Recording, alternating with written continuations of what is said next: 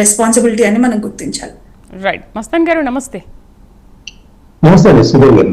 మస్తాన్ గారు, 1 వీక్ నుంచి జరుగుతున్న పరిణామాలు మనం చూస్తున్నాము. భారత్ పైన ఎటువంటి ప్రభావం పడుతుందో అని ఆందోళన వ్యక్తం చేస్తున్నారు.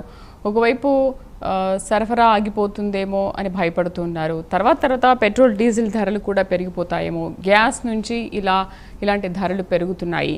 అండ్ పలు నగరాల్లో కూడా సరఫరాలు తగ్గించేస్తున్నారు. అటు హోటల్స్ కూడా చాలా గగ్గోలు పెడుతున్నాయి, అన్ని వర్గాలు కూడా. ఏం జరగబోతోంది అని. సో మీ విశ్లేషణ ఏంటి? దీనిపైన ఎటువంటి ప్రభావం చూపుతుందంటారు భారత్ పైన? ఖచ్చితంగా కూడా ఇది ఖచ్చితంగా ప్రభావం చూపిన ప్రారంభమై మనము ప్రజలు ఏంటంటే వాళ్ళకి ఇవన్నీ తెలియదు. అక్కడ వ్యాపారులు కానీ కొంతమంది స్వార్థపరత్వంతో ఆలోచించే వాళ్ళు అంటే ఎప్పటికో దాన్ని క్యాష్ చేసుకుంటూ ఉంటారు. ప్రజల్లో భయాందోళన రేకెత్తిస్తూ ఉంటారు. అదిగో పులి అంటే ఇదిగో నక్క అట్లా అలా. ఇప్పుడేంటంటే అక్కడెక్కడో గ్యాస్ ఆల్రెడీ కేంద్ర ప్రభుత్వం చెప్పింది కదా, 45 రోజుల నిల్వలు మనకు ఉన్నాయి, ఏ ఇబ్బంది లేదు చెప్పింది మొదట. అయితే ఇప్పుడు 8వ రోజు అయింది, ఇంకా 45 రోజుల నిల్వలు అనేది చెప్తా ఉంది, 8వ రోజే. ఇప్పుడు మనము ప్రభుత్వం కావచ్చు, ఇందాక సార్ మాట్లాడారు, నాకు తెలియదు ఆయన డిజిగ్నేషన్ తెలియదు. నిజంగా ఏంటంటే ఇప్పుడు తెలంగాణ హోటల్స్ అసోసియేషన్ ఆయన ప్రతినిధి వెంకటరెడ్డి గారు కానీ, ఇక్కడ విశాఖపట్నంలో హోటల్ మర్చెంట్స్ అసోసియేషన్ సంబంధించి బాలకృష్ణ గారు కానీ ఓపెన్ గా అన్ని టీవీలతో మాట్లాడుతూ ఉన్నారు. అక్కడ 20% హోటల్స్ అన్ని కూడా మూతపడే పరిస్థితి వచ్చిందని, అదేవిధంగా విశాఖపట్నానికి రోజుకి ఎన్ని సిలిండర్లు అవసరం, నెలకి ఎన్ని సిలిండర్లు అవసరం, ఇప్పుడు ఎంత తగ్గిపోయింది, ఆల్రెడీ బ్లాక్ కూడా బిగిన్ అయిందనే ఒక ఆందోళన ఆయన మాటలు కనపడింది. ఇప్పుడు ఏంటంటే యాక్చువల్ గా ఇది అన్ని రాష్ట్రాల్లో ఈ విధమైన ప్రభావం ప్రారంభమైంది కాబట్టే ఈ రోజు నరేంద్ర మోడీ ఇప్పుడు విదేశాంగ శాఖ మంత్రి గారు, అదేవిధంగా పెట్రోలియం శాఖ వాళ్ళిద్దరు కూడా మీటింగ్ పెట్టాల్సి వచ్చింది. దానికంటే ఏం చేయాలి ప్రభుత్వాలు?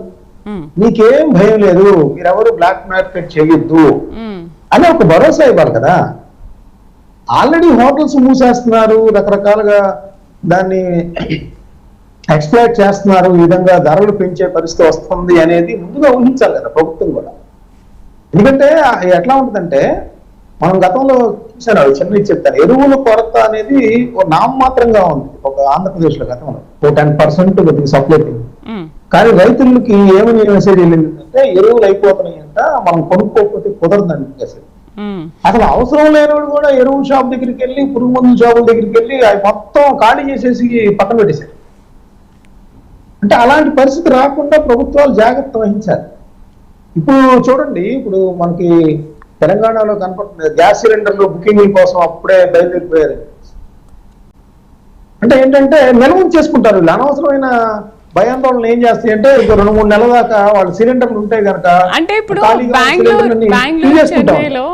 బెంగళూరు చెన్నైలో ఇంపాక్ట్ పడింది కాబట్టి మన మీద కూడా ఇంపాక్ట్ పడుతుందేమో అని చెప్పి ముందుగానే నిల్వ ఉంచుకుంటే బాగుంటుందేమో అని ముందు ఆలోచన కదా పడుతుంది. ప్రజల్లో ఆ విధమైన ఆలోచనలు ఎప్పుడు వస్తాయో వ్యాపారులు దానికి తగ్గట్టుగా వాళ్ళు క్యాష్ చేసుకుంటారు. అవును అవును. ఇప్పుడు మనము నిత్యావసర చట్టం 1955 అది ఇంప్లిమెంట్ లోనే ఉంటుంది. ఇప్పుడు మళ్ళీ కొత్తగా తెచ్చారంటే ఏంటి అంటే పరిస్థితి చేదాటిపోతుంది. 8 రోజులకే ఇట్లా బయలుదేరిపోయారు వీళ్ళందరూ. ప్రభుత్వం నుంచి ప్రజల నుంచి దోపిడీకి ఆల్రెడీ సిద్ధమైపోయారు. ఇప్పుడు ఇదైపోయింది. డీజిల్ కానీ ఇంకోటి కానీ రేపటి నుంచి ఏం చేస్తారంటే ఈ లారీల్లో డీజిల్ కూడా దొరకదు కాబట్టి మనకి బియ్యం కూడా పెరిగిపోయే అవకాశం ఉంది, లేకపోతే కందిపప్పు, మినపప్పు,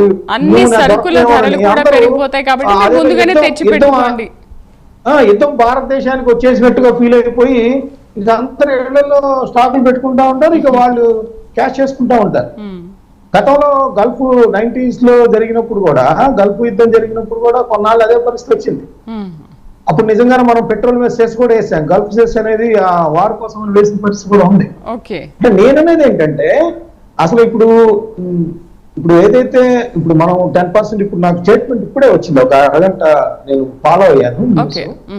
10% ప్రొడక్షన్ పెంచండి, ఏదైతే గ్యాస్ ఉత్పత్తి మనకి సంస్థలు ఉన్నాయో అవన్నీ కూడా పెంచండి అని చెప్పేసి కేంద్ర ప్రభుత్వం ఆదేశాలు ఇచ్చింది. ఏదైతే గ్యాస్ ప్రొడక్షన్ యూనిట్స్ ఉన్నాయో, ఏజెన్సీలు ఉన్నాయో, కంపెనీలు ఉన్నాయో వాటన్నిటికీ కూడా ఆదేశాలు ఇచ్చింది అనేది నేను చెప్తాను. అది కాదు కావాల్సింది ఏంటంటే ప్రతి రాష్ట్రంలో పౌర సరఫరాల శాఖ మంత్రి ఉంటారు, జిల్లా పౌర సరఫరాల శాఖ అధికారులు ఉంటారు. వాళ్ళందరూ కూడా బయటికి వచ్చి మీరెవరో ఆందోళన చెందదు, ఇలాంటివి జరుగుతూ ఉన్నాయి, ఇవి ఇప్పటికే చెప్పేసేయాలి. ఎందుకంటే గెస్ట్ చేయాలి కదా. ఈ రోజు ప్రధానమంత్రి గారి దగ్గరికి ఇంటెలిజెన్స్ వెళ్ళింది, ఆయన రివ్యూ చేశారంటే ఇక్కడి నుంచి వెళ్తేనే కదా. సో అది ముందే చేయాలి. ఇప్పుడు ఈ రోజులో మనకి ఇక్కడ కానీ తెలంగాణలో కానీ పౌర సరఫరాల శాఖ మంత్రి కానీ, లేదా కన్సర్న్ ప్రిన్సిపల్ సెక్రటరీ కానీ, లేదంటే జిల్లా పౌర సరఫరాల శాఖ అధికారులు ఎవరు కనపడలేదు. అంటే నేను అనేది ఏంటంటే అదేదో ఉంచుకొచ్చిన తర్వాత కాదు, ముందు నుంచి అవేర్నెస్ చేస్తే ప్రజలు ఆందోళన చెందకుండా ఉంటారు. ఆ పని చేయాలి. ఖచ్చితంగా వాళ్ళు దోపిడీకి గురి కాకూడదంటే ఈ చట్టాలు ఎన్ని తెచ్చినా కూడా అవి వచ్చి వాళ్ళు చెకింగ్ చేసేది కాదు కావాల్సింది. ఈ లోపల జరగాల్సిన నష్టం జరిగిపోతుంది. నా ఉద్దేశం ఏంటంటే గ్యాస్ కి సంబంధించి 2 నెలల వరకు మీకు ఎటువంటి ఇబ్బంది లేదు. కమర్షియల్ సిలిండర్లు కూడా మా దగ్గర స్టాక్ ఉన్నాయి. ఏదో అనాథరైజ్డ్ గా నడిచే హోటల్స్ ఏవో వాళ్ళు అలా ఇబ్బంది పడుతున్నారు, కానీ ఎవరికైతే మేము సప్లై చేయగలమో వాళ్ళకి చేస్తాము. అదేవిధంగా వంట గ్యాస్ కి సంబంధించి మన రాష్ట్రంలోనే 1,54,00,000 కనెక్షన్లు ఉన్నాయండి. దీపం కానీ, ఇంటికి సంబంధించి కానీ, హౌస్ హోల్డ్స్ కి సంబంధించి కానీ ఉన్నాయి. వాళ్ళందరూ ఆందోళన చెందడం ప్రారంభిస్తే అందరూ మళ్ళీ గ్యాస్ ఏజెన్సీ దగ్గరికి క్యూ కడతారు. సో ఇప్పటికైనా ప్రభుత్వాలు లోకల్ గా కానీ, అధికారులు పౌర సరఫరాలకు సంబంధించి కానీ, ఆ నిత్యావసరాల చట్టం అనేది ఉన్నా కూడా ఏదైతే జరుగుతూ ఉంటుంది. ఇప్పుడు అవినీతి వ్యతిరేక చట్టం లేదా, రోజు అందరూ తీసుకుంటూ ఉంటారు కదా లంచాలు. చట్టాలు పనిచేయవు. నేను ప్రజల్లో ఆందోళన అనేది ఎక్కడికో తీసుకెళ్ళిపోతాం. సో అందువల్ల ప్రజలను అవేర్నెస్ చేయాలి. వ్యాపారులకు కూడా వార్నింగ్ ఇవ్వాలి కఠినంగా. అవసరమైతే 2-3 స్టాక్లు సీజ్ చేసి ఈ విధంగా చేయబోతున్నారు కాబట్టి మేము చేస్తున్నాం, తనిఖీలు చేయటం. పాల కల్తీ జరగగానే 4 చనిపోయారనగానే అన్ని గ్రామాల్లోకి వెళ్ళి పాల వ్యాపారులు చేయటం కాదు. అది రెగ్యులర్ గా జరగాలి. ఫుడ్ అడ్మినిస్ట్రేషన్ జరుగుతుందంటే రెగ్యులర్ గా జరగాలి. అది జరగలేదు కాబట్టి అది జరిగింది. ఒక ఇన్సిడెంట్ జరగక ముందే మేల్కొన్నప్పుడే ప్రజలు కూడా ఆనందిస్తారు. వీళ్ళందరూ అవేర్నెస్ ఉన్నారు, మనం దోపిడీకి గురి కాకుండా కాపాడగలిగింది ప్రభుత్వం అని వాళ్ళు మెచ్చుకుంటారు. సో ఆ విధమైన చర్యలు చేపట్టాల్సిన బాధ్యత ప్రభుత్వం మీద ఉంది. గ్యాస్ నిజంగా కనుక గ్యాస్ కానీ, పెట్రోల్ కానీ, డీజిల్ కానీ మీకు ఎటువంటి కొరత లేకపోతే ఇన్ని రోజుల పాటు ఎటువంటి ఇబ్బంది లేదు, మీరు ఎవరు ఆందోళన చెందదనే ఒక భరోసా ఎవరైతే పాలకులు ఉన్నారో వాళ్ళ దగ్గర నుంచి రావాలి. అదేవిధంగా అవసరమైతే స్టాక్లు కూడా డిస్ప్లే చేయాలి, ఏం అవసరం లేదయా అని. ఎందుకంటే ఈ రోజు సోషల్ మీడియా ఉంది, 4 ఫోటోలు పంపించి ఇట్లా ఉంది, ఇబ్బంది ఏం లేదని చెప్పగలిగితేనే వాళ్ళు నమ్మే పరిస్థితి ఉంటుంది. అది ఎక్స్ప్లెయిన్ చేస్తూనే ఉంటారు. అయితే ముఖ్యంగా ఈ గ్యాస్ సిలిండర్ల సరఫరా తగ్గడం అనేది అంతర్జాతీయ పరిస్థితుల వల్లేనా, లేకపోతే దేశీయ